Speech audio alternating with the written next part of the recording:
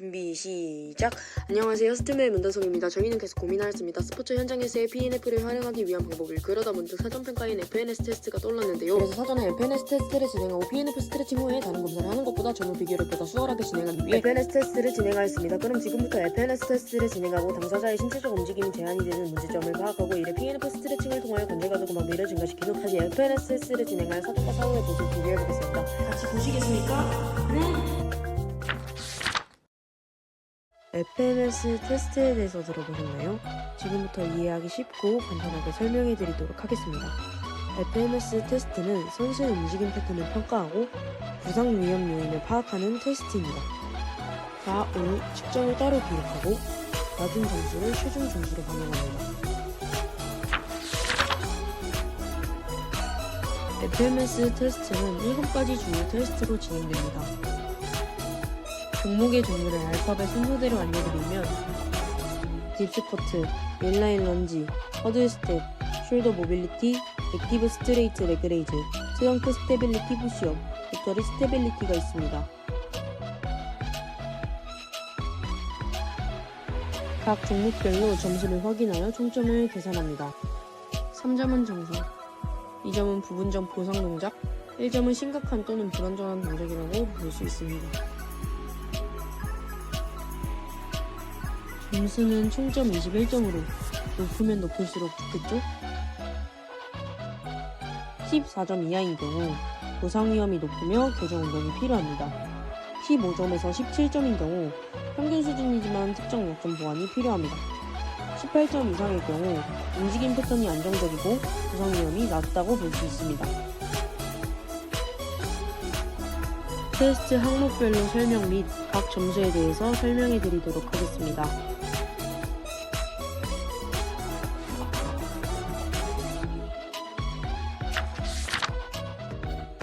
딥스쿼트는 발목, 고관절, 어깨, 흉추의 가동성, 코어 안정성, 전체 체인 협응력을 확인하는 테스트입니다.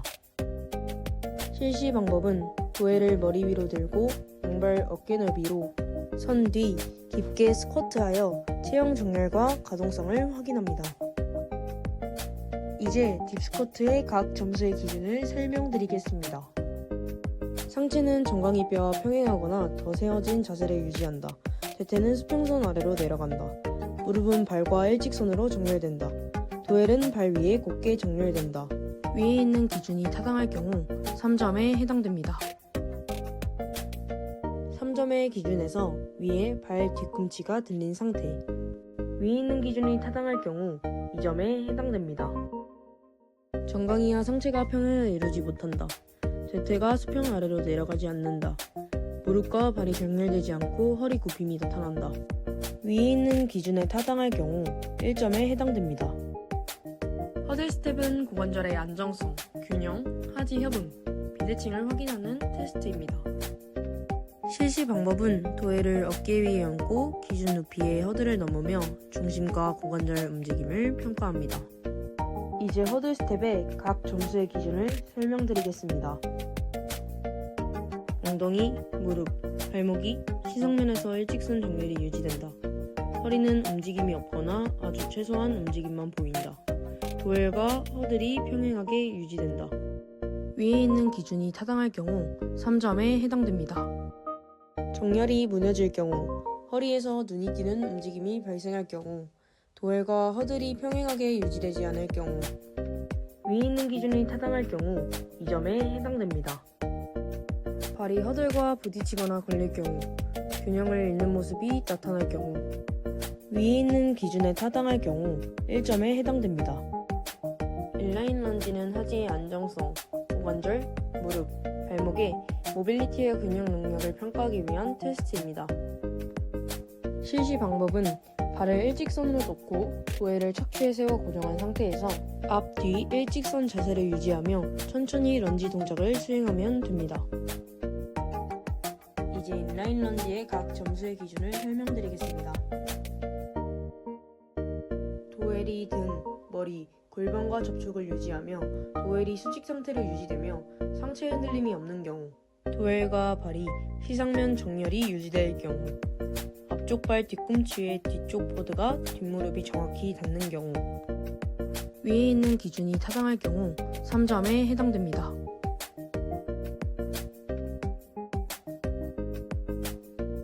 접촉 유지를 못하는 경우, 도엘이 수직으로 유지되지 않을 경우, 상체 움직임이 나타나는 경우, 정렬을 유지하지 못하는 경우, 뒷무릎이 앞발 뒤꿈치 뒤쪽 보드에 닿지 않는 경우, 위에 있는 기준이 타당할 경우 2점에 해당됩니다.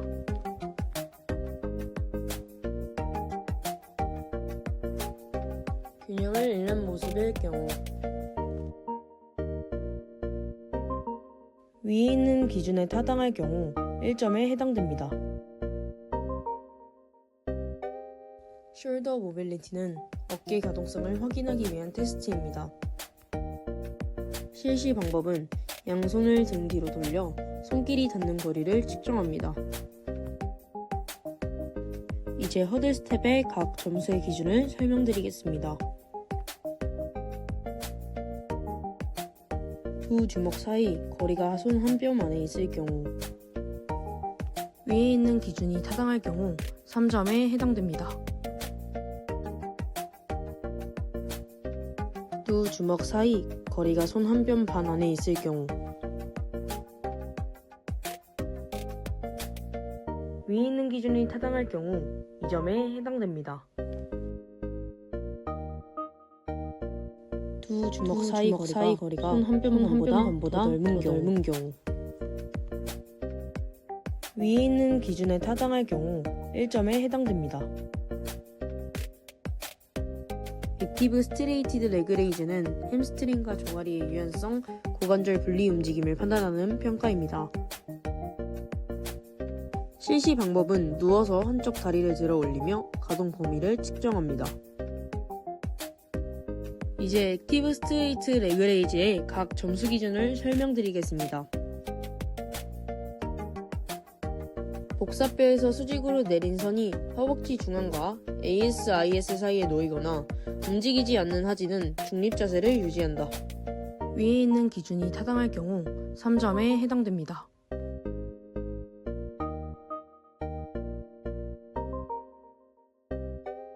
복사뼈에서 수직으로 내린 선이 허벅지 중앙과 무릎 관절선 사이에 놓인 경우, 움직이지 않는 하지는 중립 자세를 유지한다. 위에 있는 기준에 타당할 경우 2점에 해당됩니다. 복사뼈에서 수직으로 내린 선이 무릎 관절선 아래에 놓이거나 움직이지 않는 하지 중립 자세를 유지할 경우, 위에 있는 기준에 타당할 경우 1점에 해당됩니다.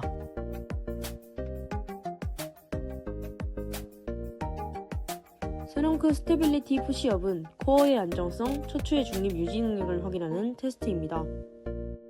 실시 방법은 푸시업 자세에서 몸통이 흔들리지 않게 상체를 밀어 올리는 동작입니다. 이제 트렁크 스테빌리티 푸시업의 각 점수 기준을 설명드리겠습니다.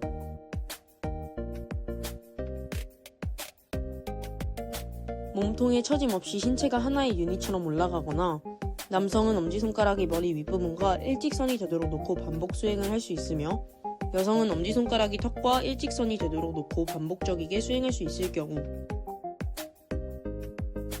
위에 있는 기준이 타당할 경우 3점에 해당됩니다.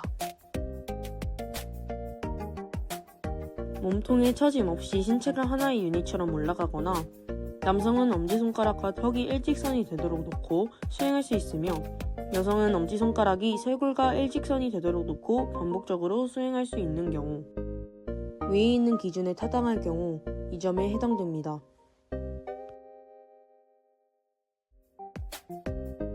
남성은 손이 턱과 일직선 위치에서 반복 동작을 수행할 수 없을 경우, 여성은 손이 쇄골과 일직선 위치에서 반복 동작을 수행할 수 없을 경우, 위에 있는 기준에 타당할 경우 1점에 해당됩니다. 로터리 스테빌리티는 햄스트링의 유연성, 고관절의 굴곡 능력을 확인할 수 있습니다.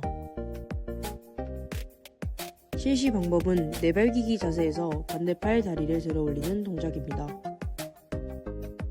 이제 로터리 스테빌리티의 각 점수 기준을 설명드리겠습니다. 정확한 1측 반복 동작을 수행 가능. 위에 있는 기준이 타당할 경우 3점에 해당됩니다. 정확한 대각선 반복 동작을 수행할 경우 위에 있는 기준에 타당할 경우 2점에 해당됩니다. 대각선 반복을 수행할 수 없을 경우 위에 있는 기준에 타당할 경우 1점에 해당됩니다. 네, 여러분 잘 보셨나요? 이렇게 해서 진행한 테스트의 결과를 바탕으로 당사자의 제한된 움직임에 대해 파악하고 사전과 사후를 비교하기 위해 PNF 스트레칭을 진행하였습니다. 그렇다면 여기서 말하는 PNF는 무엇일까요? PNF 스트레칭은 관절에 있는 고유순기의 반응을 활용하여 유연성 증가, 관절 가동범위 증가, 근육 긴장 완화를 목표로 하는 스트레칭 기법입니다. PNF 스트레칭은 목적과 목표에 따라서 다양한 기법을 사용하여 진행합니다. 그럼 이제 PNF 스트레칭 기법에 대해 알아보도록 하겠습니다. 첫 번째로 유지이완 기법에 대해 소개해 드리겠습니다. 유지이완 기법은 근육을 등축성으로 수축 후 힘을 빼면서 스트레칭을 깊게 늘려 가동 범위를 증가시키는 기법입니다. 스트레칭을 할 때 스트레칭 자세를 유지하며 이완 10초, 등척성 수축 6초, 이완 후 다시 신장 10초 이와 같은 시간을 적용하여 진행하시면 됩니다. 두 번째, 수축 이완 기법입니다.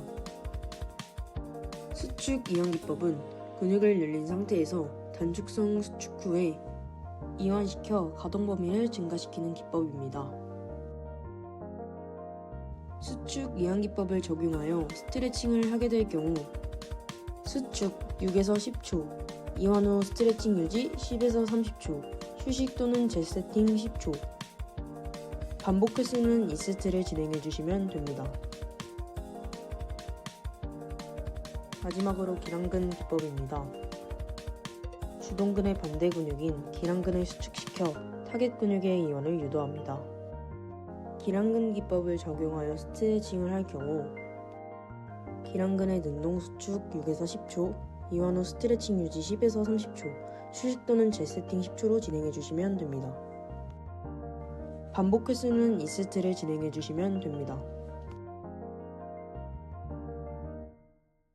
저희는 유지이완 기법을 사용하여 PNF 스트레칭 하지 3가지와 상지 4가지를 진행하였습니다.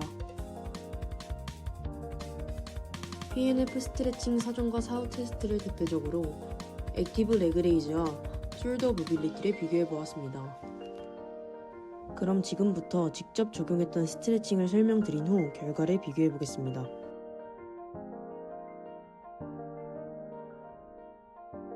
지금 진행하고 있는 스트레칭은 햄스트링 스트레칭입니다. 실시 방법은 대상자는 바로 눕습니다. 보조자는 한 손은 대상자의 무릎을 고정시키고 보조자의 다리로 반대쪽 무릎을 고정시킵니다. 보조자는 대상자의 고관절을 굴곡시켜줍니다. 이완 10초, 등척성 수축 6초, 이완 후 다시 신장 10초를 진행해주시면 됩니다. 이와 같은 시간을 적용하여 진행하시면 됩니다. 두 번째, 내전근 스트레칭입니다. 실시 방법은 대상자는 옆으로 눕습니다. 보조자는 한 손은 무릎을 고정시키고 다른 한 손은 발목을 고정시켜줍니다. 보조자는 고관절을 굴곡시켜줍니다. 이완 10초, 등척성 수축 6초, 이완 후 다시 신장 10초를 진행해주시면 됩니다. 이와 같은 시간을 적용하여 진행하시면 됩니다.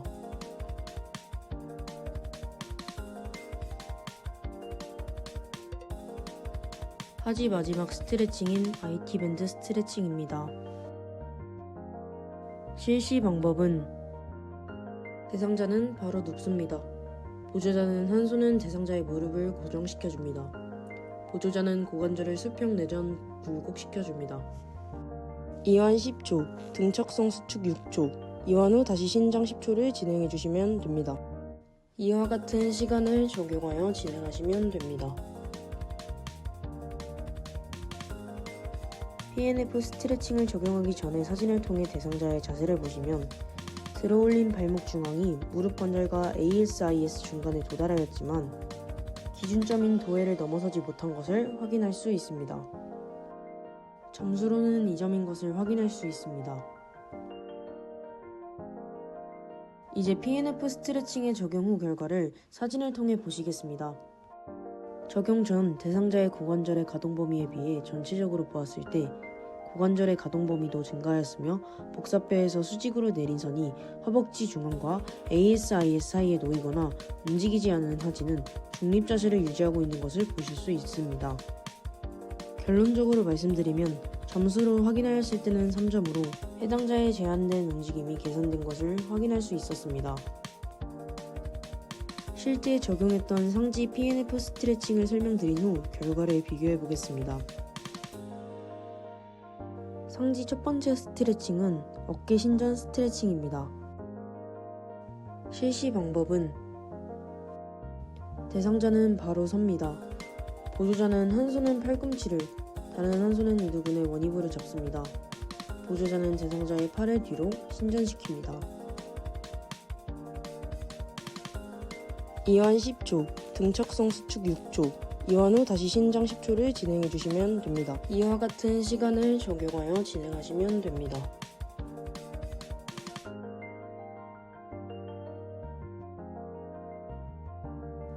두 번째, 어깨 내외전 스트레칭입니다. 실시 방법은 대상자는 앉거나 섭니다. 보조자는 한 손은 대상자의 손목에, 다른 한 손은 이두근의 원위부를 잡습니다. 보조자는 대상자의 팔을 뒤로 신전합니다. 이완 10초, 등척성 수축 6초, 이완 후 다시 신장 10초를 진행해 주시면 됩니다. 이와 같은 시간을 적용하여 진행하시면 됩니다.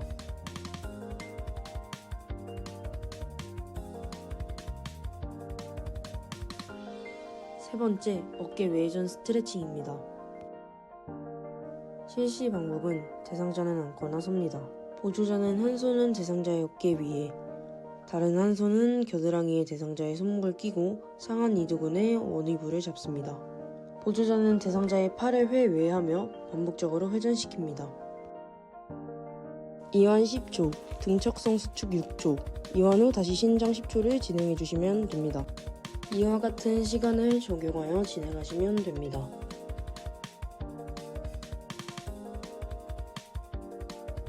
상지의 마지막 스트레칭인 어깨 내외전 스트레칭입니다. 실시 방법은 대상자는 앉거나 섭니다.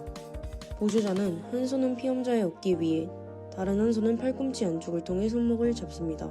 보조자는 대상자의 팔을 회내하며 반복적으로 회전시킵니다. 이와 같은 시간을 적용하여 진행하시면 됩니다. 이와 같은 시간을 적용하여 진행하시면 됩니다. PNF 스트레칭을 적용하기 전 사진을 통해 대상자의 자세를 보면 전체적으로 경관절의 가동 범위가 나오지 않았습니다. 또한 두 주먹 사이의 거리가 손 한 뼘 반에 있음이 관찰되었습니다. 점수로는 2점인 것을 확인할 수 있었습니다. 반면에 PNF 스트레칭 적용 후의 사후 테스트의 결과를 보면 두 주먹 사이의 거리가 한 뼘 안에 있음이 관찰되었습니다. 점수로는 3점인 것으로 확인되었습니다. 결론적으로 해당자의 관절 가동 범위 증가로 인하여 제한된 움직임이 개선된 것을 확인할 수 있었습니다. 잘 보셨나요? 이번 과제를 통하여 짧게 소감을 남기고 마치려고 합니다. 저희는 사람들의 대부분 신체적 움직임에 제한이 있는 제일 큰 원인이 관절 가동 범위의 제한이라고 생각이 들었습니다. 그래서 고유수용성 감각 기능을 활성화시키고 관절 가동 범위를 단시간에 증가시키기 위해 PNF 스트레칭을 진행하였습니다. 얻은 결과를 토대로 일반인의 신체 활동에도 도움이 되고 더 나아가 이를 선수에게 적용해 보았을 때 스포츠 현장에서는 선수가 경기 직전 신체 및 심리적 긴장도가 높아 근육이 수축되어 있어 PNF 스트레칭을 경기 전에 진행한다면 관절 가동 범위가 증가되고 심적 긴장 해소에도 큰 도움이 될 것이라는 생각이 들었습니다. 최종적으로 선수가 보다 더 나은 퍼포먼스와 경기력을 지닐 것이라는 기대가 되었습니다. 이상 스팀의 문단속이었습니다. 감사합니다.